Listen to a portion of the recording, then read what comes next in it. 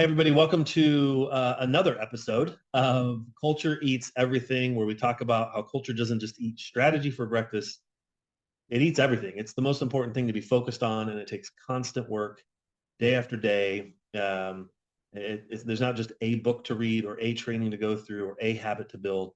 As leaders, culture is just constant effort to be conscious of who you're being and creating the kind of culture you want in the future, rather than just trying to preserve what the culture's been in the past. And today, excited to introduce you to a friend of ours and a new CEO, Jamie LaLonde from Angela Hospice right here in the Michigan area. So, Jamie, tell us a little bit about you. What do people need to know Jamie? Well, thanks for having me first off. Gosh, there's so much to know about me. I love moisturizing. It's a big thing for me. But if we're really Yeah. talking about the topic at hand, I would say my background in clinical training is my graduate degree is in social work. I'm a licensed clinical social worker. I have a graduate certificate in gerontology and have a history specializing in dementia care, and Mm. really spent a lot of my time in my career working in nursing homes, assisted livings, independent living spaces. And almost 4 years ago, I joined hospice and have been working here at Angela. Have loved my time, have loved the opportunities I've had for growth. And like you said, recently stepped into the CEO role after being the executive director for several years and continue to learn a lot about myself and about working culture every day. Yeah, yeah. So how do you, here's kind of like the main thing I want to, well, maybe I'll start more general first. Going from executive director to CEO, and maybe even back up whatever you were doing before that to being executive director, what are some of the ways that that's challenged you to grow as a leader? I think the biggest thing that has been challenging for me is I always see myself as somebody who accomplishes tasks. Hmm. What I love about the work in hospice and in healthcare is that there's always something new to do, to conquer, to be challenged by, to learn, to facilitate. It's not a set it and forget it field. You always have to continue to work with people because people are always changing, the landscape is changing, policy is changing, regulation is changing. And so getting caught up in kind of that chaotic fun, I'll say, of having to do, really stepping back and figuring out how to live the thought that you need to accomplish things through other people Hmm. and not necessarily through yourself has been something that I've really had to figure out how to lean into. Mm. Yeah, that's so on point. And I think most people can relate with that, that unintentionally, unconsciously, we have a like a definition of leadership that we're a good leader because we get crap done. We do things, we accomplish tasks, we check off boxes. And being productive and being able to get things done definitely has helped us grow in our careers and get promoted, but it's not what leadership is about. And it's not what being a CEO for sure is about, growing in those capacities. So yeah, I guess what are some of the ways that you are working on that? Like now as the CEO, that you're not being a super doer of all the things. You're trying to, how you said it was, get things done through your team and your people. What are some of the ways you're trying to do that? Well, I think for me, just another a point on that was to recognize that doing things in roles that don't have lofty titles attached are seen as you're great teamwork. I love working with you. You help me, you do these things. And then when you attach a loftier, and I use loftier in quotes because I'm learning that um, the title comes with a megaphone. When you start doing things, people start accepting it wrong. Like, what am I doing wrong that they're doing? And so it actually puts up more barriers than it does, I think, Hmm. humanizing you. So I really have been really having to ride my day-to-day work with what I think of as like a curb bit. So, horses, you have to kind of pull them back because they want to run wild.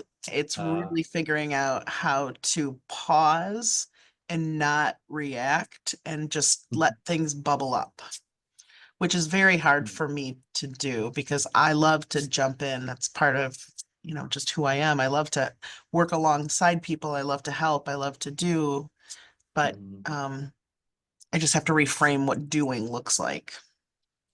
Yeah, and actually, kind of in the way you said it, you have to reframe what helping other people looks like. Because if like that's a great, caring, empathetic thing as a leader to be a servant leader, like you want to help others and do things, but that'll get in the way if that's all you're doing, or if you're not kind of pulling the reins back, Oh, like you said. yeah. I mean, the first thing that people think is, why is the CEO doing that? What have I done wrong? Mm, Or, just the other day, I asked a question of a department, just, asked a pretty basic question about a need that a patient had. I found out about 24 hours later that just by asking that question, everybody felt that automatically it was a priority and they had to trip over themselves to get it done, which yeah. actually caused more turmoil and potentially could have negative outcomes on the natural flow of things that could impact other people negatively. So again, it's being very intentional of recognizing what this position does represent to people and Mm. how do I change the negative parts of it through relationship building. Yeah, yeah. When you said the megaphone piece, that makes sense. Like whatever you say comes across very loud and with way more emphasis than you may intend. Um, talk about like what are maybe some of the things that you're doing, strategies to like move the needle on what really matters at Angela Hospice, like as opposed to just you know, spending the whole day getting lots of emails done that might make you feel good, or um, having a really detailed strategic plan. Those are all okay, but what are the things you're doing to move the needle on culture and growing your people? One thing that I've been pretty intentional about the last several months, but I would say especially more in the last 4 weeks, Mm, has been to really take the time to ask people personal questions about themselves that don't feel in a non-invasive way. So if I'm rounding in the building, always using people by calling people by name, especially if I haven't seen them in a while, because then that mm, makes them feel seen, that I do know who they are. mm, And referencing, if I try to tuck little things in my head because I do read a ton of emails, and that's how I really know people's work style. If I see somebody I haven't seen in a while, oh my gosh, I saw the message that you sent to the team. I really appreciated the way that you put that.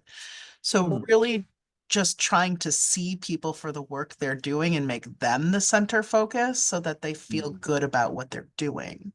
And it brings them closer, I think, to the work and inspires them to want to do more because they recognize they're being seen. Yeah, that's really, really good. That's a powerful way to use the megaphone. Like you're celebrating, and by celebrating, there's like a huge relational component to that.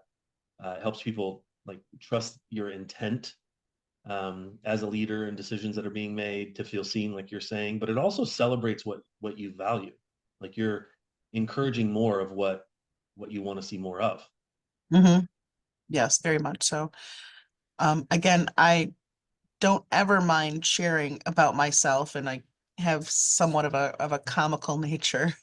But recognizing that I have to temper that as well and let other people take front stage. Mm.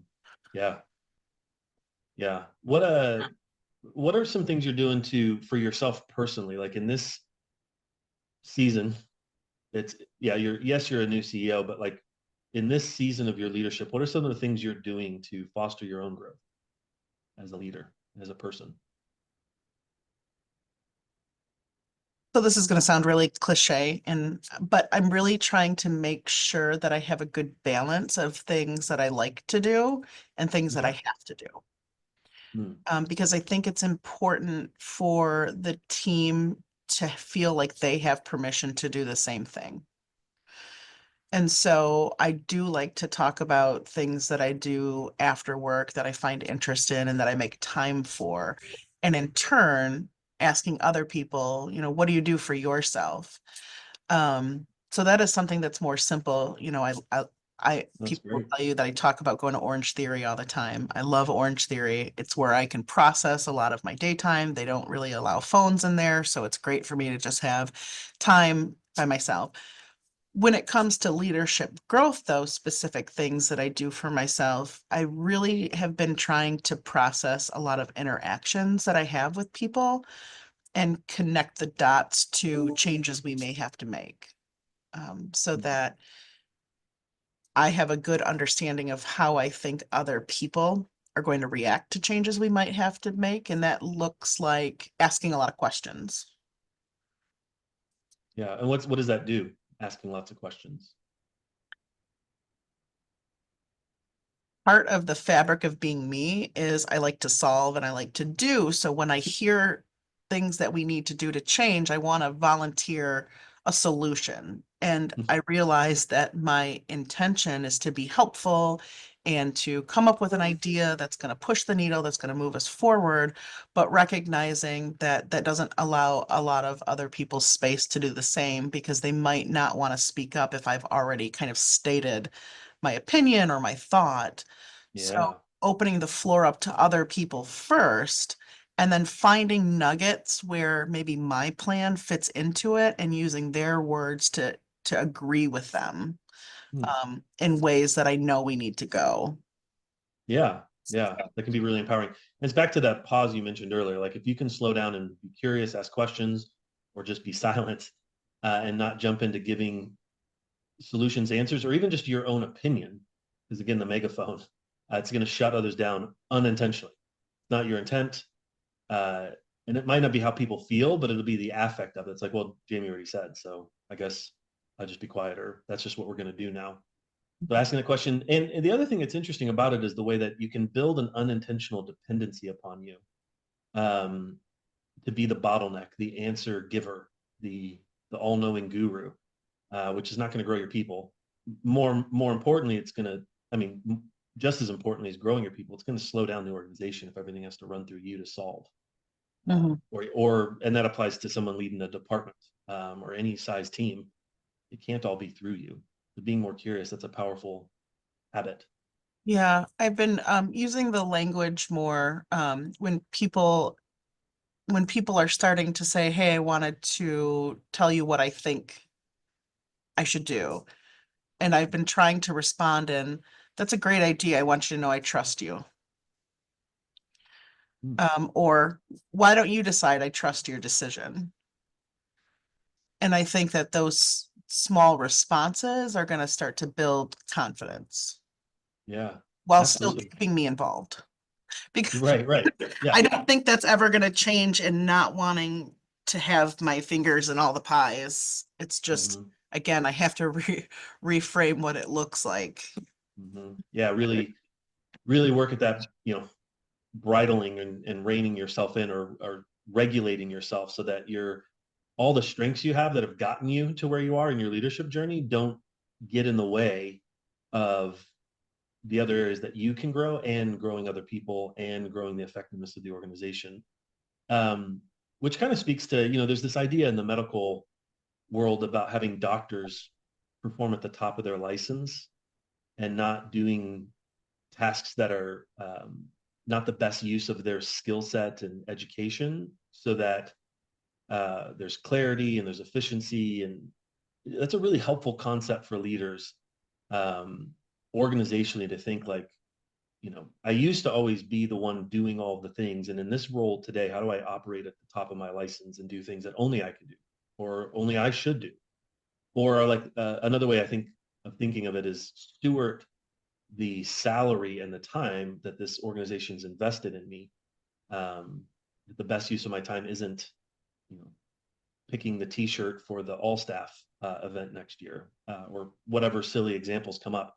What what are you doing? Like, how do you think of that and operating at the top of your license as the CEO and not getting kind of pulled into the weeds that you really like? Oh, I struggle with that.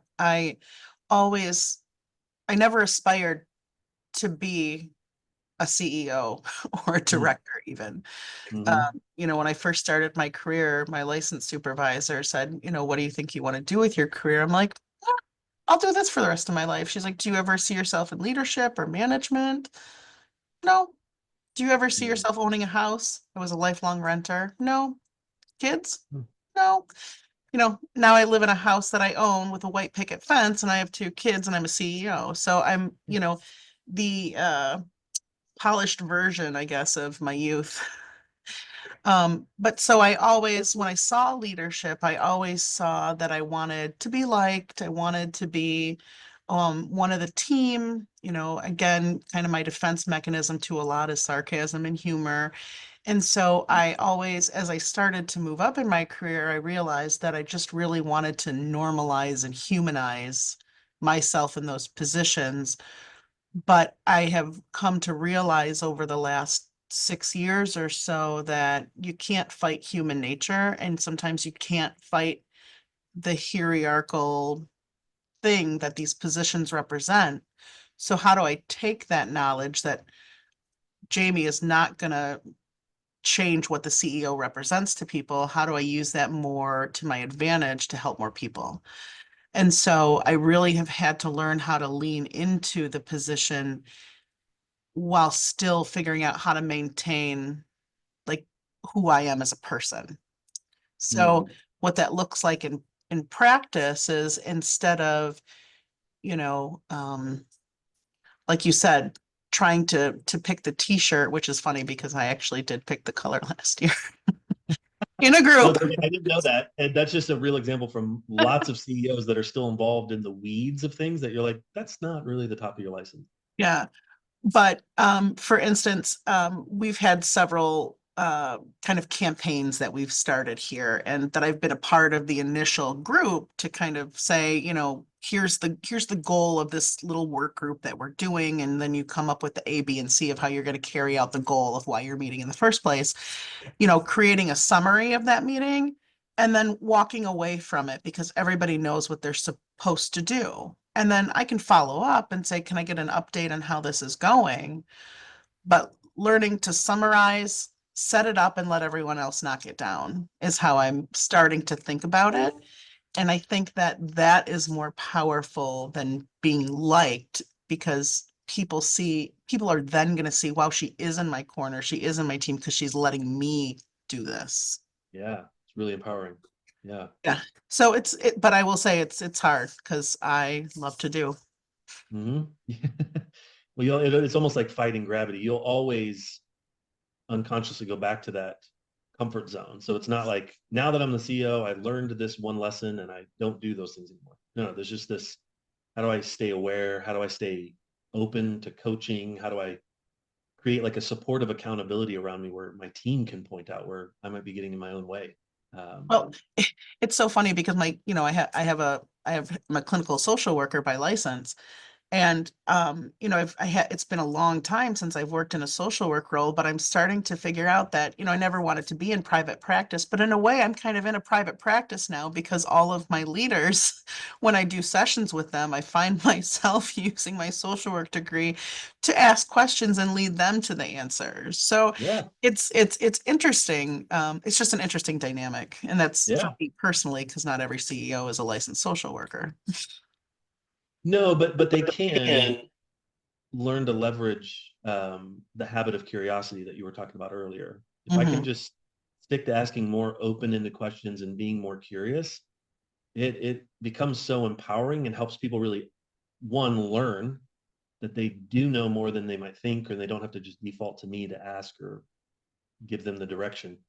Um, that I trust them, it's empowering, and it grows their confidence because it comes through doing that we can become more confident and capable, which I don't know, makes me think of like that younger Jamie you were talking about. I'll ask you two last questions. The first one is, if you could say something to that younger Jamie um, now that you would want her to be aware of or learn sooner, what would you tell her?